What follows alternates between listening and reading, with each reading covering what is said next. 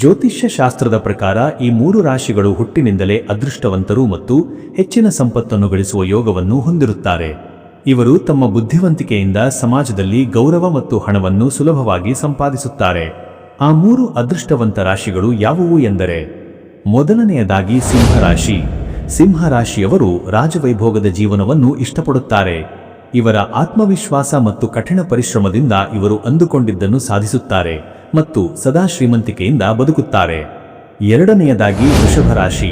ವೃಷಭರಾಶಿಯವರು ಹಣಕಾಸಿನ ವಿಚಾರದಲ್ಲಿ ಬಹಳ ಚಾಣಾಕ್ಷರು.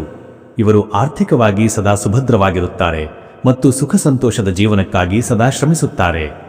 ಮೂರನೆಯದಾಗಿ ತುಲಾರಾಶಿ. ತುಲಾರಾಶಿಯವರು ಸಮತೋಲಿತ ಜೀವನಕ್ಕೆ ಹೆಸರಾದವರು. ಇವರಿಗೆ ಅದೃಷ್ಟದ ಬೆಂಬಲ ಹೆಚ್ಚಾಗಿರುತ್ತದೆ ಮತ್ತು ಜೀವನದ ಪ್ರತಿ ಹಂತದಲ್ಲೂ ಇವರು ಯಶಸ್ಸು ಹಾಗೂ ಐಶ್ವರ್ಯವನ್ನು ಸುಲಭವಾಗಿ ಪಡೆದುಕೊಳ್ಳುತ್ತಾರೆ.